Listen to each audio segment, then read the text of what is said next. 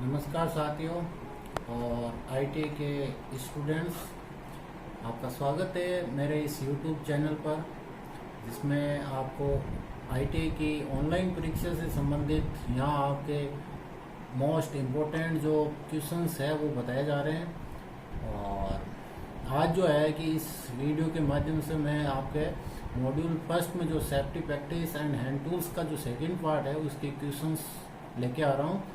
तो आप ज़्यादा से ज़्यादा इसको लाइक, शेयर और सब्सक्राइब से आग बुझाने में स्टार्विंग क्या होती है। मतलब मेन पॉइंट यहाँ पर आता है, स्टार्विंग क्या होती है। स्टार्विंग का मतलब होता है, स्टार्विंग की एक सिंपल सी परिभाषा है। स्टार्विंग जो है उसकी सिंपल सी परिभाषा होती है, देखो अब इसमें थोड़े ऑप्शंस पर गौर करोगे तो ऑप्शंस थोड़े दे रखे हैं, उल्टे सीधे दे रखे हैं। जैसे यहाँ दे रखा है बी नंबर, देखिए इंग्लिश में कुछ और दिया हुआ है, using water to cool the fire. Options यहाँ पर थोड़े उल्टे दे रखे हैं, ठीक है। ऑप्शंस ऐसे उल्टे दे रखे हैं क्योंकि अगर हम इंग्लिश और हिंदी की बात करें तो इससे देखिए कि using water to cool the fire, using water to cool the fire का मतलब होता है आग में पानी डाल करके उसको ठंडा करना, और इसका हिंदी अर्थ होता है ये जल का उपयोग करके तापमान कम करना। या ये तो ऑप्शंस इंग्लिश और हिंदी के दोनों ऑप्शंस अलग अलग दे रखे हैं। वैसे स्टार्विंग जो होता है उसका उपयोग देखिए, यहाँ इसका उपयोग दे रखा है removing fuel element. Option C देखिए, रिमूविंग करना है फ्यूल एलिमेंट को रिमूव करना आग से। तो मतलब स्टार्विंग वही होता है कि जो आग लगी हुई है, अग्नि जो है उससे ईंधन को अलग करना अपने ये कहलाता है। तो ये ऑप्शन वैसे देखा जाए हिंदी और इंग्लिश दोनों गलत है। वैसे सबसे ज़्यादा जो प्रायोरिटी दी जाती है वो अपने इंग्लिश ऑप्शंस को दी जाती है, ठीक है। इंग्लिश ऑप्शंस में ये आता है कि removing fuel element from the fire. English options क्या कह रहा है, removing fuel elements from the fire होता है। क्योंकि जो इंग्लिश जो होता है ना, हिंदी और इंग्लिश में जब ऑप्शंस में ज़्यादा मिसमैच होने लग जाता है या उसमें कन्फ्यूजन होता है तो हम सबसे ज़्यादा इंग्लिश की बात करते हैं और इंग्लिश पहली प्रायोरिटी होती है, इसलिए removing fuel element from the fire. और इसका हिंदी में अर्थ ये होता है कि अग्नि से ईंधन अलग करना। ये इसका ऊपर नीचे थोड़ा ऑप्शंस में थोड़ा सा गड़बड़ी है, तो ये ध्यान दें इस क्वेश्चंस में। होता स्टार्विंग का मतलब ही यही होता है कि अग्नि से ईंधन को अलग करना स्टार्विंग कहलाता है।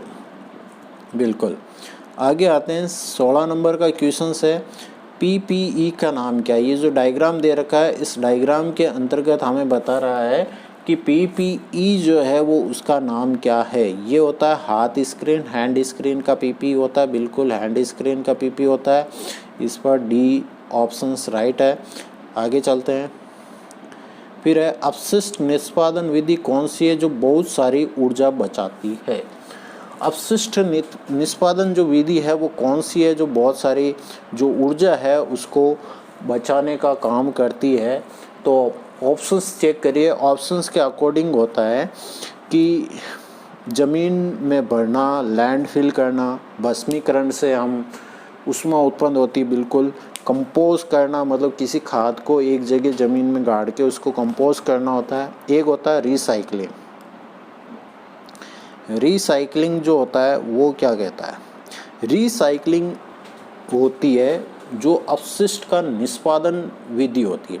मतलब सारे पहले अपशिष्ट जो होता है, जितने भी अपशिष्ट पदार्थ होते हैं उनको एक जगह इकट्ठा करते हैं, फिर उनका रिसाइकलिंग करते हैं। रिसाइकलिंग करने का मतलब होता है उसको यूज़ लेने योग्य वापस बनाया जा सकता है।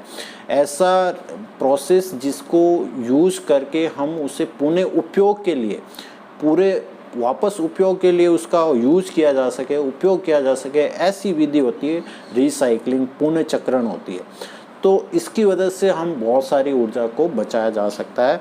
तो अपना राइट आंसर यहाँ पर होगा बी, रिसाइकलिंग, जो बहुत सारी ऊर्जा बचाती है। नेक्स्ट क्वेश्चन है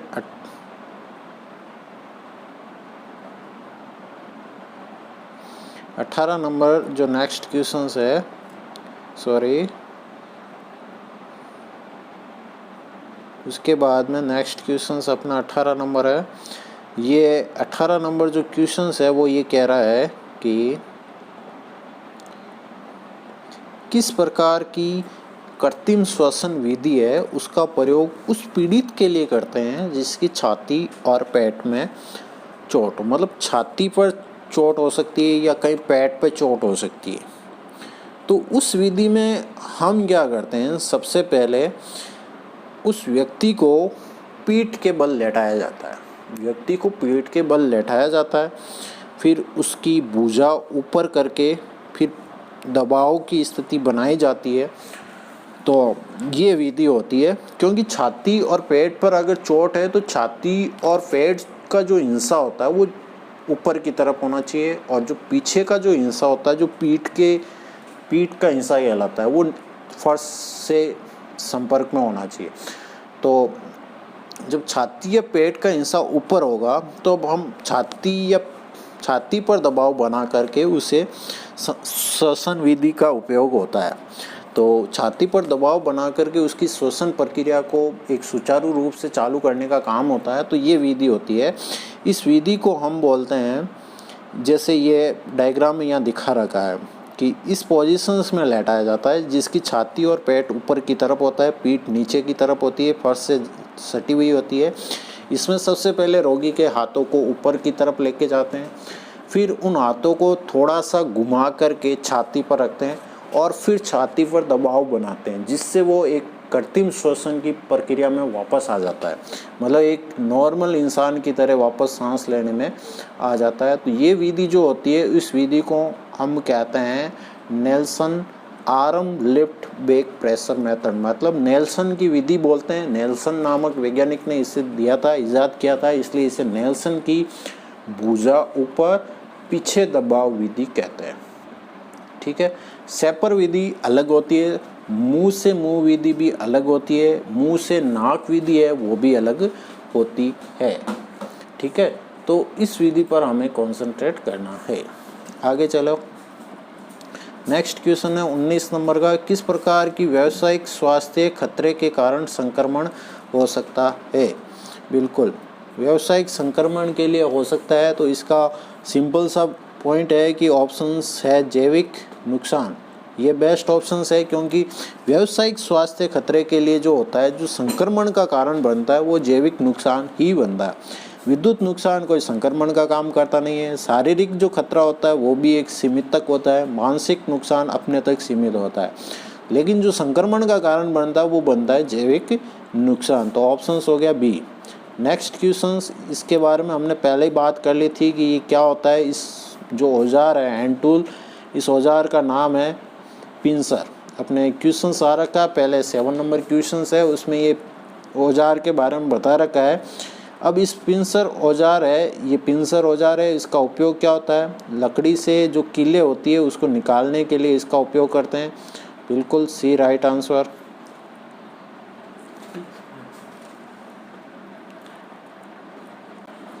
अच्छा, अब नेक्स्ट क्वेश्चंस पर आते हैं। दिल के दौरे से पीड़ित व्यक्ति को आप कैसे पहचानोगे? दिल के दौरे से पीड़ित जो व्यक्ति है उसको आप कैसे पहचानोगे? तो उसके लिए उसके होठों के चारों ओर नीला रंग बन जाता है। जो होठों के चारों ओर जो नीला रंग बन जाता है वो इसकी पहचान होती है। तो इस पर ध्यान दें। सिंपल सा ये पॉइंट है, जिसे दिल के दौरे पड़ते हैं तो उस व्यक्ति के जो होठ होते हैं उसके चारों ओर नीले नीले रंग के बन जाता है। नेक्स्ट क्वेश्चंस पर आते हैं कि इस औजार का क्या नाम है? ये जो औजार दे रखा है, इस औजार का नाम क्या है? सिंपल सा औजार है। अपने हैंड टूल्स के बारे में अगर बात करें तो हैंड टूल्स के बारे में बात करें तो ये सिंपल सा औजार है जिसको हम बोलते हैं डायगोनल कटिंग प्लायर बोलते हैं। इस औजार का नाम क्या है? डायगोनल कटिंग प्लायर इस औजार का नाम है। ठीक है, आगे बढ़ते हैं। इस सुरक्षा चिन्ह का नाम क्या है? 23 नंबर क्वेश्चन है कि इस सुरक्षा चिन्ह का क्या नाम है। ये सुरक्षा चिन्ह होता है, सूचनात्मक चिन्ह होता है। बिल्कुल ये अलग अलग चिन्ह आते हैं जिसमें ये जो होता है वो सूचनात्मक चिन्ह की श्रेणी में आता है। बिल्कुल सूचनात्मक चिन्ह होता है। दस्ताने दे रखे हैं, दस्ताने जहाँ पे भी पहनते हैं वो सूचनात्मक चिन्ह होता है। ठीक है, आगे बढ़ते हैं। पीड़ित के रक्त के बहाव को रोकने के लिए क्या प्राथमिक चिकित्सा उपलब्ध कराई जाती है। जब कोई पीड़ित व्यक्ति है, उसके शरीर से अगर रक्त का बहाव होने लग जाता है, उसको रोकने के लिए प्राथमिक चिकित्सा क्या होती है। मतलब प्राथमिक चिकित्सा का मतलब होता है फर्स्ट एड। हम क्या उपाय कर सकते हैं, जो हमारे सबसे पहले दिमाग में जो ख्याल आता है कि हम इसके लिए क्या कर सकते हैं, वो यही है कि चोट लगे हुए भाग पर दबाव बना सकते हैं। बिल्कुल चोट लगा हुआ जो भाग है उस पर हम दबाव बना सकते हैं। तो इसका राइट आंसर होगा ये, चोट लगे हुए भाग है उस पर दबाव बनाया जा सकता है। राइट आंसर होगा इसका डी। बिल्कुल राइट आंसर इसका होगा डी। ठीक है, मलहम लगाना अलग पॉइंट हो जाता है, क्योंकि जब शुरुआती खून बहता है तो हमारे दिमाग में ये आता है कि उस पर दबाव बनाए ताकि वो खून रुक सके। उसके बाद में हम बाकी की जो प्रोसेस है वो करते हैं। तो आगे आते हैं, नेक्स्ट क्वेश्चन है 25 नंबर कि पीड़ित को बचाने के लिए क्या तात्कालिक कदम उठाना चाहिए यदि वे अभी भी विद्युतीय शक्ति स्रोत से संपर्क में हो। मतलब कहते हैं कि बिजली के झटके से जब करंट लगा हुआ हो और वो उसी के संपर्क में बना हुआ है अभी भी, तो उसके लिए हम पीड़ित को बचने के लिए सबसे पहले और तात्कालिक क्या कदम उठा सकते हैं। बिल्कुल तात्कालिक क्या कदम उठा सकते हैं, तो इस पर आते हैं। तो हम सबसे पहले संयोजकों को अलग करके शक्ति आपूर्ति को बंद करना ही इसका एक प्रोसेस है। बिजली के जब भी झटके लगे तो सबसे पहला और सबसे इम्पोर्टेंट काम ही यही होता है कि मेन सप्लाई है जो उसको बंद कर दो। यही सबसे बेस्ट उपाय होता है। तो इसलिए इस सुरक्षा संकेतक का नाम क्या है। ये जो सुरक्षा संकेतक दे रखा है इसका नाम क्या है। 26 नंबर क्वेश्चन है, इस सुरक्षा संकेतक का नाम क्या है।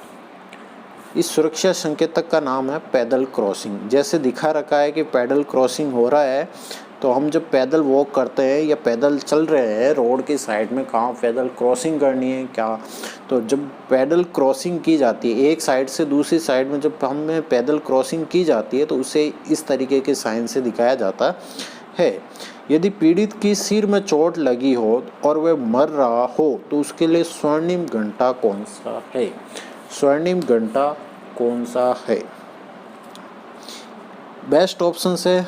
लोग सब अपनी अपनी राय देते रहते हैं, लेकिन इसका जो वर्कशॉप कैलकुलेशंस है या आम भाषा में इसको कहें तो इसका सबसे बेस्ट ऑप्शन होता है प्रथम 30 मिनट। पहले जो 30 मिनट होते हैं वो उसके लिए स्वर्णिम घंटा होता है। तो ये इम्पोर्टेंट क्वेश्चन है, बिल्कुल बाकायदा ये इम्पोर्टेंट क्वेश्चन है। इस पर ध्यान देने वाली बात है कि जब पीड़ित व्यक्ति के सिर में चोट लगी हो, वो मरने की पोजीशंस में है, तो उसके लिए सबसे जो कहते हैं कि गोल्डन घंटा कौन सा है, गोल्डन हावर क्या होता है, तो वो है पहले 30 मिनट ही उसके गोल्डन हावर की आते हैं। नेक्स्ट क्वेश्चंस की बात करें हम तो क्वेश्चंस हो गए हमारे कंप्लीट, और क्वेश्चंस हमारे हो गए कंप्लीट।